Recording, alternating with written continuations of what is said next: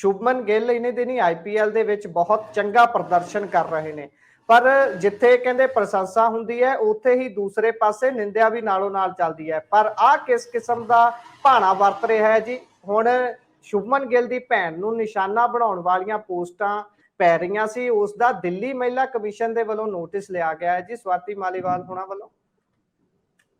देखो ये तो बिल्कुल गल सही है कि उन्हां बेरियां नूं वट्टे वजदे आ जिन्हां बेरियां दे बेर मिठे हुंदे ने। पर पिछले कुछ समय तो असीं आ जिहड़ा ट्रोलिंग वाला आ देखदे पए आ काम, ये ते निगार दे सिखर ते चले गया है। इन्ना ज़्यादा निगार आ कि गल ही छड्ड दिओ। बस एक तरह नाल कह लो कि शब्दां राहीं ये हिंसा ही है। इसनूं मैं हिंसा ही कहांगा क्योंकि तुसी कोई कसर नहीं छड्ड रहे। शब्दां राहीं तुसी एक तरह नाल रेप ही करदे हो, तुसी शब्दां राहीं एक तरह नाल भड़काहट ही पैदा करदे हो, सारा कुछ ही करदे हो तुसी। ये जिहड़े ट्रोलर ने कथित तौर ते पता नहीं ये कौन आ। हुण वेखो गल ये आ कि जिवें तुसी कहा शुभमन गिल एक ऐसी उचाई ते पहुंच गया है, ਉਹ ਜੇ ਉਸਦੀ ਗੇਮ ਨੂੰ ਦੇਖੋਗੇ ਉਹਦੀ ਇੰਨੀ ਟੈਕਨੀਕ ਵਧੀਆ ਹੈ ਕਿ ਉਹ 8-10 ਸਾਲਾਂ ਦਾ ਕਹਿ ਲਓ ਕਿ ਸੁਪਰਸਟਾਰ ਹੈ ਜੀ। ਉਹ ਪੰਜਾਬ ਦੇ ਲਿਹਾਜ਼ ਨਾਲ ਜਾਂ ਇੰਡੀਆ ਦੇ ਲਿਹਾਜ਼ ਨਾਲ ਉਹ ਸੈਕੰਡ ਯੁਵਰਾਜ ਹੈ ਜੀ। ਹਾਲਾਂਕਿ ਯੁਵਰਾਜ ਗੇਂਦ ਸੁੱਟ ਲੈਂਦਾ ਸੀਗਾ, ਇਹ ਗੇਂਦ ਨਹੀਂ ਪਾਉਂਦਾ, ਪਰ ਫਿਨਿਸ਼ਰ ਜਾਂ ਕਹਿ ਲਓ ਕਿ ਓਪਨਿੰਗ ਜਾਂ ਮਿਡਲ ਆਰਡਰ ਕਿਤੇ ਵੀ ਇਹਨੂੰ ਲਾ ਦਿਓਗੇ ਤੇ ਇਹ ਬੰਦਾ ਤੁਹਾਨੂੰ ਕੁਛ ਨਾ ਕੁਛ ਦੇ ਕੇ ਜਾਏਗਾ जी। तो इस करके उन्होंने जिहड़ी मर्जी भूमिका च फिट कर दो, 20 खड़ा लो, टेस्ट खड़ा लो, वनडे खड़ा लो, तो वो अगे जाएगा ही जाएगा। हुण दूसरे पासे मसला की है कि दूजे पासे जिहड़ा ये ट्रोलिंग दा निकलिया काम, ये दूजे पंजाबी तो निकलिया। दूजा पंजाबी कौन है? विराट कोहली। दोवां दी टक्कर सी, एक तरह नाल कह लो कि डू और डाई मैच। RCB हार गई उहदे च। सैकड़ा उन्हें भी लाया सी, कोहली ने भी, ते सैकड़ा गिल ने भी लाया। गिल दा सैकड़ा मैच कट के लै गया।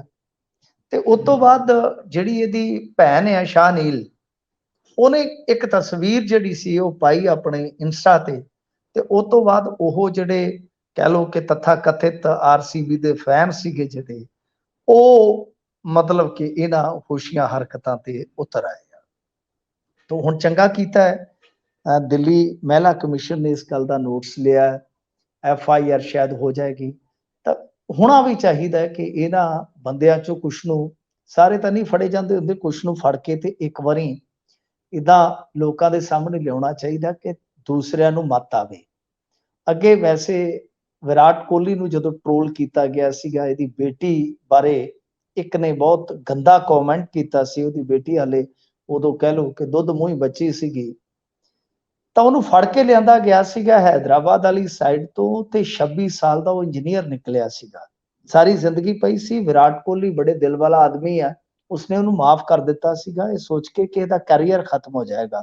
जिन्हां ने बड़ी मुश्किल नाल कैरियर बनाए हुंदे उन्हां नूं कैरियर दी अहमियत दा पता हुंदा है। तो इस करके शुभमन गिल जिस मुकाम ते है उन्होंने इस गल दा, जदों अर्शदीप नूं ट्रोल किया गया सी, मैं उस वेले भी इस मंच ते कहा सीगा कि जिहड़े वर्ल्ड कप खेड आए आ, अंडर 19 जित आए आ, फाइनल खेड आए आ, वो इन्हां मंचां वास्ते तैयार हुंदे आ। ट्रोलिंग वोलिंग उन्हां नूं कुछ नहीं कह सकदी, उन्हां दी सेहत ते कोई असर नहीं हुंदा। उन्हां ने अपना कैरियर अपनी चाले जिहड़ा वो चलाउंदे जाना है। ते पर इहो जे लोक, इहो जी मानसिकता जिहड़ी है वो एक्सपोज हो जांदी आ, वो नंगिया हो जांदी आ कि इन्हां दे अंदर जिहड़े कि पता नहीं किन्ने को धार्मिक खेखण करते होणगे, किन्ना को मतलब कि अपने आप नूं सचज्जा दर्शाउंदे होणगे, पर हकीकत यह है कि इन्हां दी मानसिकता दे विच बहुत सारा कूड़ कबाड़ जिहड़ा भरिया होया है जी।